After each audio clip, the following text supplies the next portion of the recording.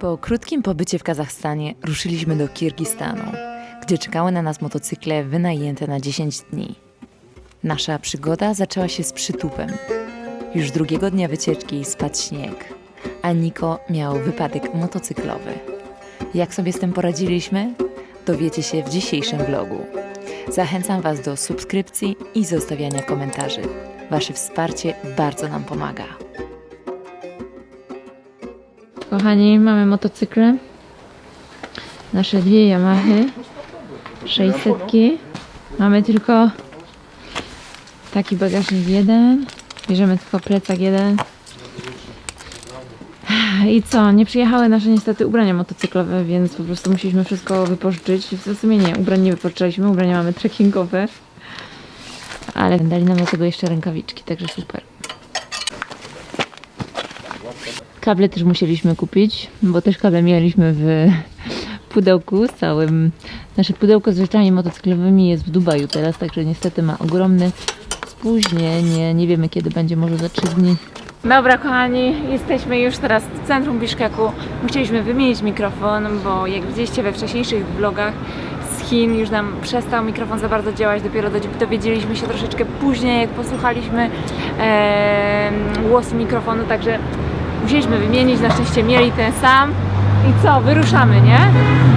A powiem wam, że mój motocykl trochę ciężko się przerzuca.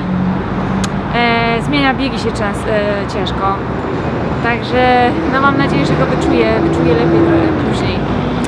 Zobaczymy. Ale dajemy, Niko, nie? Dajemy. Jak czujesz się? Wolności Teraz jeszcze? już wszystko, teraz już dobrze. Na początku byłam zestresowana, ale jak zawsze pojedziesz 5 minut i już jesteś w swoim świecie. Jak widać, bardzo profesjonalne ubranie na motocykl. No właśnie. Czyli tak jak zawsze. No cóż, mam nadzieję, że przyjadą za 3-4 dni i wtedy się ubierzemy profesjonalnie.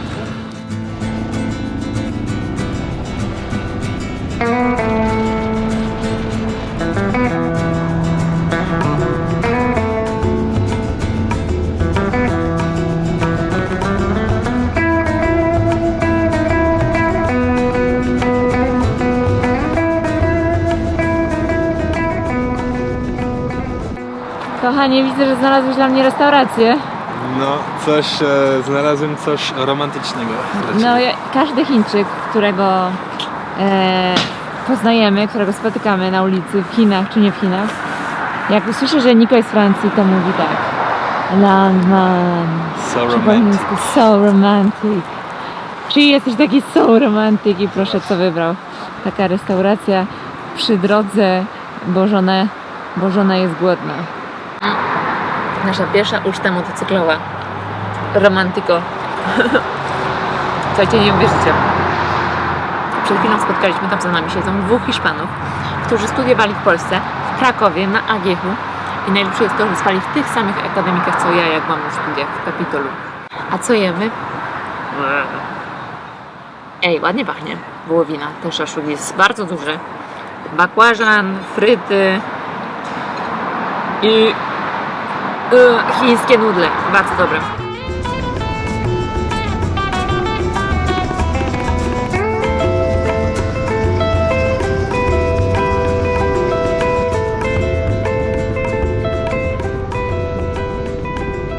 Przystanek pierwszy widokowy na drodze. W ogóle nie mieliśmy pojęcia, że tu jest jeszcze takie jezioro blisko, nie? No, nie wiedziałem. Nie wiedziałeś o tym. Znaczy ja nic nie wiem, bo to są Niko wymyślali. Patrzcie, jakie piękne jezioro. Na pierwszy dzień naszej wyprawy motocyklowej wybraliśmy trasę z Biszkeku do wsi Koczkor. Droga licząca około 200 km była łatwa. Dobry asfalt, niewielki ruch po wyjeździe ze stolicy, a malownicze widoki dodawały uroku podróży. Po 3 godzinach dotarliśmy do celu. Wieś Koczkor oczarowała nas swoim klimatem. Szczególnie zachwycił nas tradycyjny, muzułmański cmentarz, który harmonijnie wtapia się w surowy krajobraz okolicznych gór. Na horyzoncie widzieliśmy już ośnieżone wierzchołki. Znak, że do Kirgistanu zbliża się jesień, która tutaj szybko przynosi pierwsze śniegi.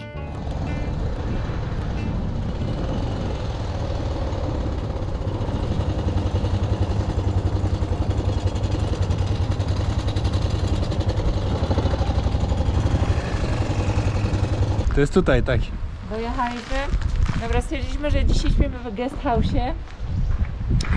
Ponieważ już jest po godzinie 5, a mamy ze sobą namiot i wszystko, ale wiecie, my wolimy spać jak jest dość dziko, a tutaj jeszcze jest dość długo droga, nie? Ta główna droga. No i jest... ten gdzieś jest ciekawy dla Tam mnie. jest ciekawa, tak. I znaleźliśmy tu taki homestay i zaraz zobaczymy, czy damy radę w nim się przespać. Ej, na mnie słońce tak świeci.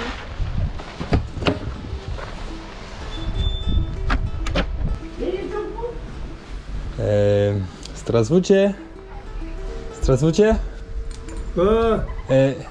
Tutaj można spać? Ага. Да? Да. Сколько? Хоть сомды. 800. 800? Pokój? Można zobaczyć? Да? Один? Два. Экий. Żona, moja żona. Я вот какой. Покажи, пойди посмотри. Хорошо, хорошо.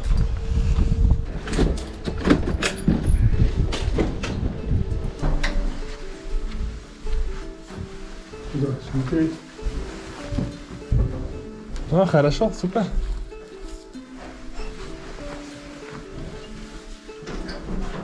Dobra, to ja powiem żony. Powiem moja żona, że...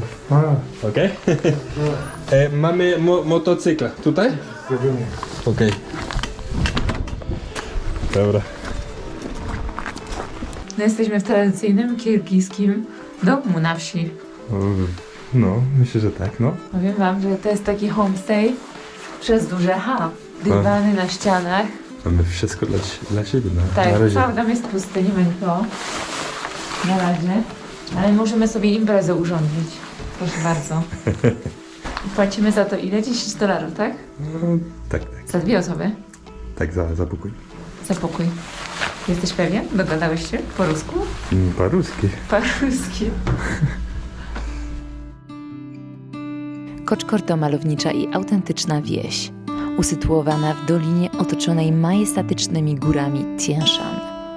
Znana jest jako punkt wyjściowy do wędrówek w kierunku jeziora Songkhul, uznawanego za jedno z najpiękniejszych jezior w Kirgistanie. Po dotarciu do Koczkor postanowiliśmy zgłębić klimat tej wyjątkowej miejscowości i trafiliśmy na lokalny targ. Tam Kirgizi oferowali swoje produkty, od świeżych warzyw i owoców po ręcznie robione wyroby filcowe. To idealne miejsce, by poczuć autentyczny charakter tej górskiej wioski i spotkać życzliwych mieszkańców.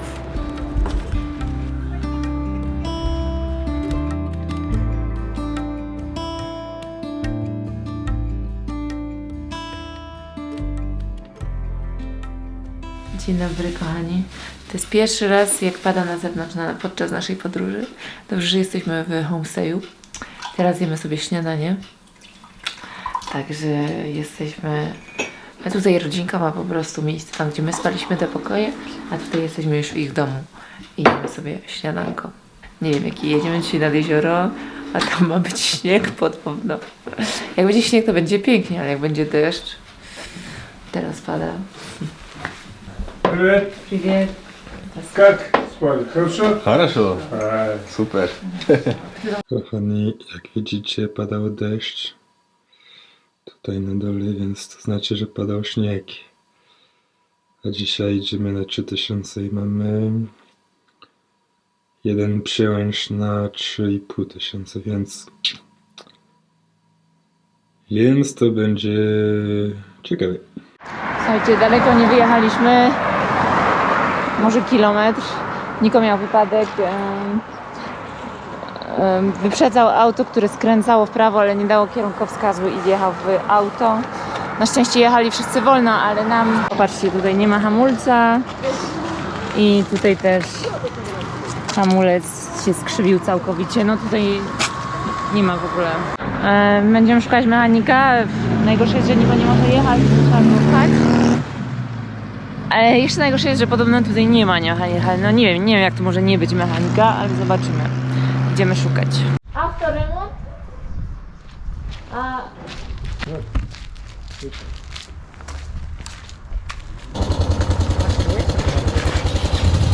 Okej.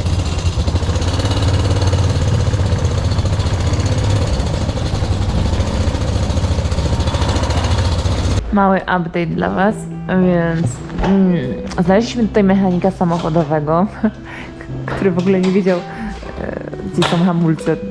Gdzie są hamulce, to w motocyklu musieliśmy mu pokazać, ale to nic, bo on nam, że tak powiem, naprawia ten tutaj hamulec, co był zgięty, dolny, a na hamulec górny musimy czekać na część jego.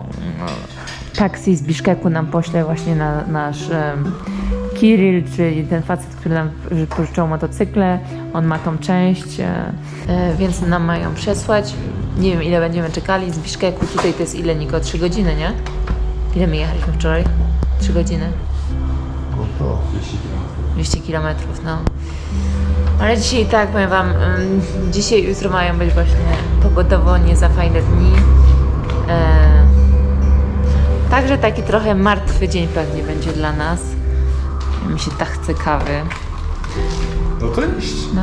Ja nie czekam. Ty czekasz, ale ty nie chcesz kawy potem, bo i tak będziemy musieli czekać razem. No tak.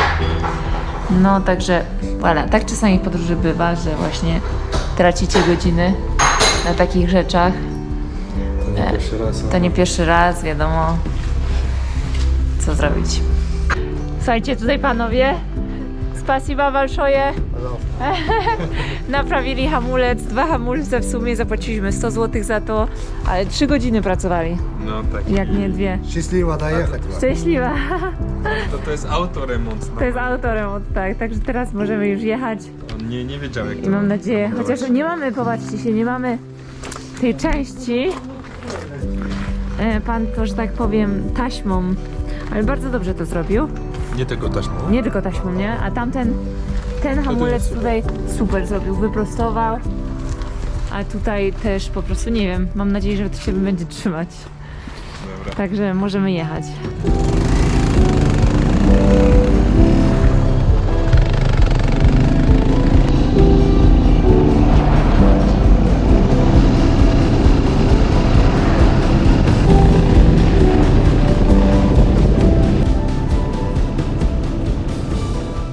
Dobra kochani, jesteśmy już na bramie, że tak powiem, wjazdowej do jeziora Sąkol. Mamy 59 km i tu się zaczyna już szutrówka, Niko? Tak.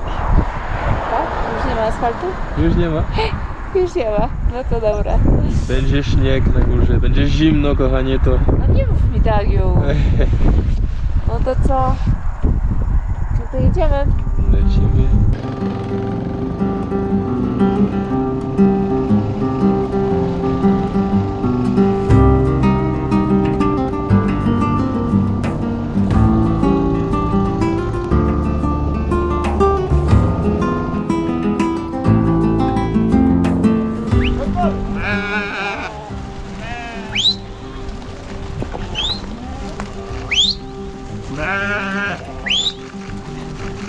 Салам! Salam alaikum. Алек салам! Польша, да? Ja z Francji. Франция? Żona w Polsce. А жена, да? Da, żona. Сын есть? Nie ma. Нету? Nie. Сколько лет? 30 lat. 22? 32. Zatrzymaliśmy się, wjeżdżamy teraz na przełęcz, nie Niko? No tak. 3000 ile? 400 chyba. Tak, bo jezioro jest na 3000 metrów nad poziomem morza i w nocy ma trwać śnieg w ogóle tutaj. I jest bardzo zimno. Teraz jest tak jak Peru, Boliwia. Czujemy na palcach, lepiej było wziąć rękawice na narty. No ale no cóż. Ale powiem Wam, że przyszłe dni ma być piękna pogoda, więc myślę, że jak tu jest słońce, od jutra ma być słońce, to będzie nam lepiej z tymi rękawiczkami. Ale popatrzcie, jakie tu macie widoki.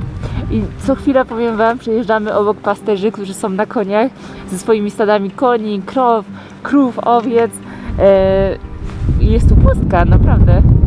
Fajnie jest. To mi się bardziej podoba niż na przykład Ladakh w Indiach, mówisz, nie?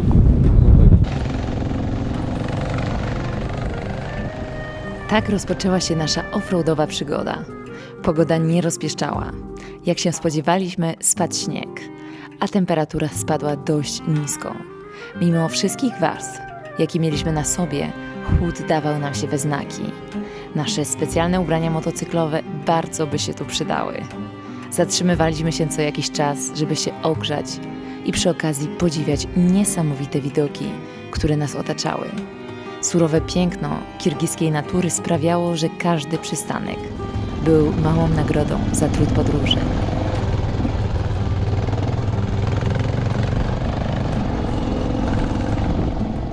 Jesteśmy na przełęczy! Fuja, duja, zimno! Ale zaraz dojeżdżamy. Miejmy nadzieję do ciepłych jurt. To co? Zatrzymaliśmy się na czaj? Czas na czaj, bo Tak, jest zimno, chłodno. Tutaj jesteśmy zaraz pod przełęczą. Przyjechaliśmy, żeby się napić czaju, herbaty, bo jest chłodno, bardzo chłodno na zewnątrz. I zatrzymaliśmy się tutaj w pierwszych jurtach po przełęczy. Także tutaj akurat ludzie lokalni jedli. A Sahar? Damy trochę cukru. I co, Niko, ty jesz? będę jeść. A co to? Это Каша. A, kasza. Kasza z mlekiem masz, Niko. Вот калорийная, это вот это кушать. Чего называется? Krowy? Macie 55. A barana? Patrzcie, ile mają barana. 650 baranów. Bardzo, хорошо. Лошадь Losza? қанша Koń? елу тоқсан құлындар мен Koń? жиырма Kuń? лошадь 20. 20 koni. A, хорошо. Сколько лет? Спасибо. 3? A 3 i... 5. 5. A ty? 14. no. Tutaj A słuchajcie. tutaj są szkoły? Szkoła? Седерном беше. Төлөк. Село Төлөк. Tulak. Wow. To daleko. Daleko. Robią tutaj chleb. Się piecze na piecu. Jest, dobrze, że tu trafiliśmy. To tak naprawdę pasterz powiedział Nikolasowi, że tu jest czaj, że to jest jego jurta, żebyśmy się zatrzymali. O la la, regarda. Jaki chlebek. Są tak przemili, że hej. Tutaj mają też humus. Także Niko będzie sfermentowane takie jak gdyby mleko. To jest taki napój lekki, alkoholowy. Zdrowia. Na zdrowia. A ja siedzę przy ogniu. Ibuprofen? Ci wyruba, no? Wezmę ty, wezmę ty.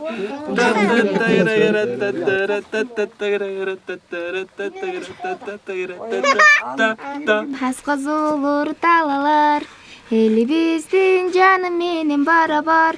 Сансыз кылым ала тосум экен деп сактап келиди биздин ата бабалар.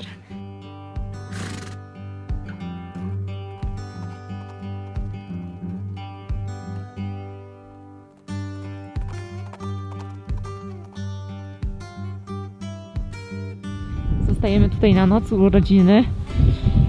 Powiem wam, że to jest zaraz po prawej stronie, 12 km jest to drugie największe jezioro w Kirgistanie, Songkul. I tam jest dość turystycznie, podobno.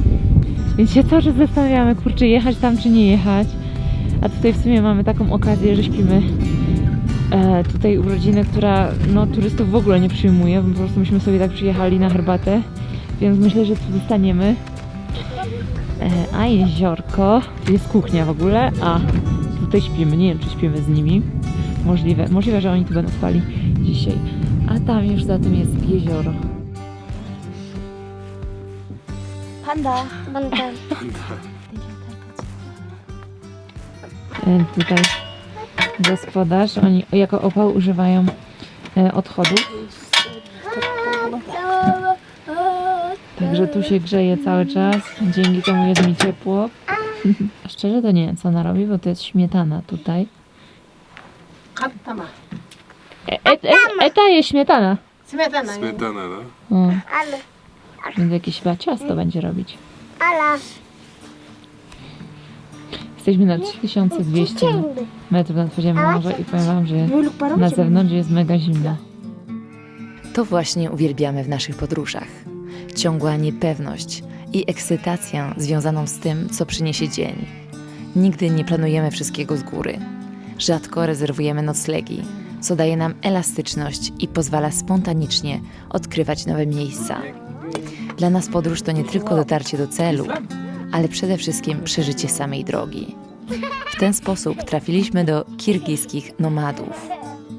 W miesiącach letnich zamieszkują oni w jurcie na górskich przełęczach, gdzie ich owce i barany mogą korzystać z obfitych pastwisk. Gdy zbliża się zima, zwykle już na początku września, przenoszą się do swoich domów w wioskach, w dolinach. Spotkanie z nimi było prawdziwym doświadczeniem autentycznego, nomadycznego życia w Kirgistanie.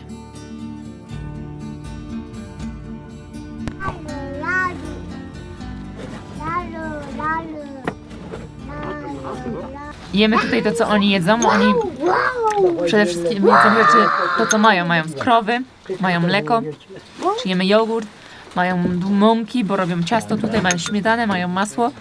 Także ten chlebek, co ona robiła, taka rulatka, ta co widzieliście, to ona robiła, to jest pyszne, ze śmietaną.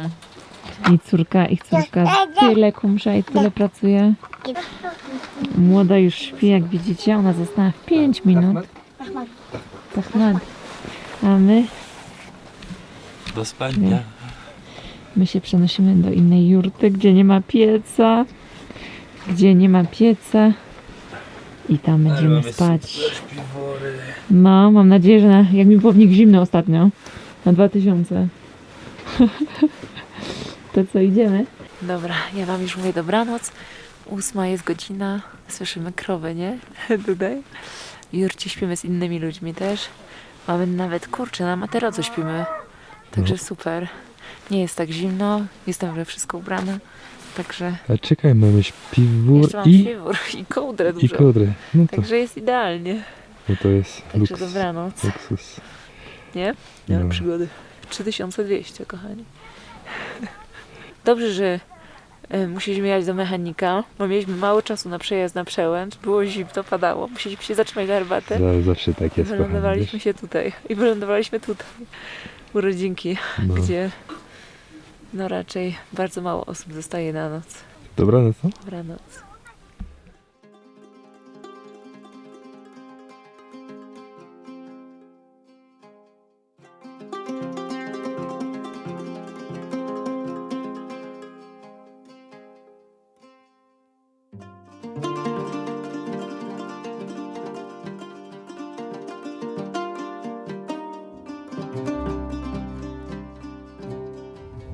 Powiem wam, że będzie ciężko jechać stąd. Jest też śniegu, że hej.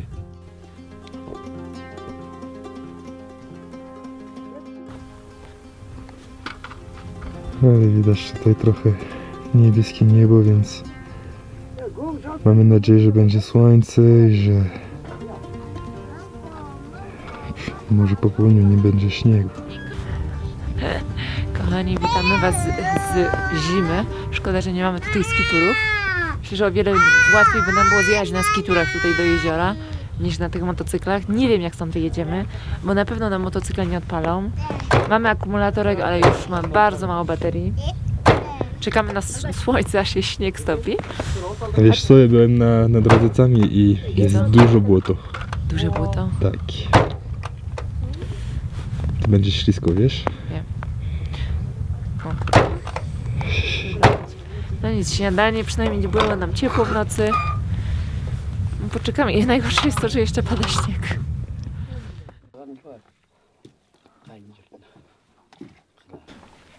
Jest 10 września i oni, że tak powiem, wyjeżdżają stąd 13 września, bo 16 września już się zaczyna szkoła dla maluchów. Także jeszcze będą tutaj 3 dni. I potem oni mieszkają we wsi Tuluk, 45 km stąd.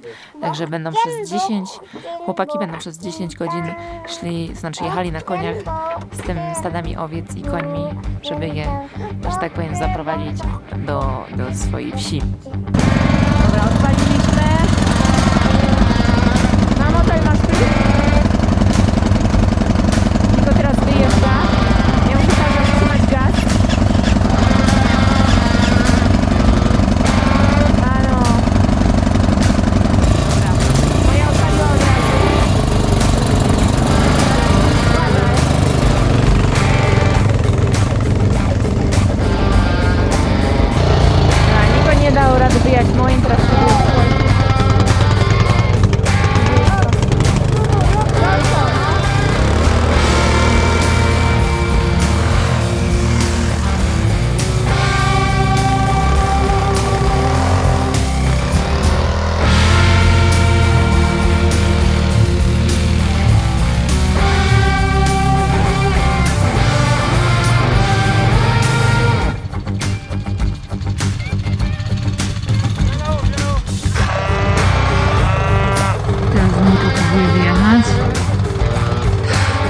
nie słabo.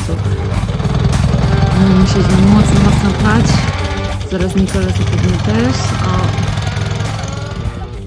Słuchajcie, wyjechaliśmy z jurty, a było naprawdę ciężko, bo oni mieszkają w takim dołku. I tu jest tak ślisko, żeby stąd wyjechać, nie ma w ogóle drogi. Jest śnieg, no mówię wam, Niko, nie wiem ile go wyjeżdżaliśmy, z pół godziny, nie? Żeby zrobić nie wiem ile, 100 metrów. Nawet więcej. Także ja pchałam, Niko był na motocyklu, ale wyjechaliśmy, udało się. I co? I jest fajnie, bo na drodze nie ma śniegu, więc ja się cieszę, bo nie będę się bała, że będzie mi się bardzo motocykl ślizgał. Chociaż jest tak, wiadomo, trochę mokro, ale wszystko ok. I powiem wam, że co? Że widać jezioro i widać góry nad jeziorem, także jest już pięknie. To już koniec dzisiejszego vloga. Mamy nadzieję, że poczuliście się choć przez chwilę tak, jakbyście podróżowali z nami po Kirgistanie. Jeśli chcecie nas wesprzeć, zachęcamy do subskrybowania kanału i zostawiania komentarzy. Cieszymy się, że nasza społeczność rośnie i wierzymy, że z Waszą pomocą uda nam się jeszcze w styczniu osiągnąć 30 000 subskrybentów. Widzimy się za tydzień. Pozostajemy w Kirgistanie i zapraszamy na kolejną przygodę.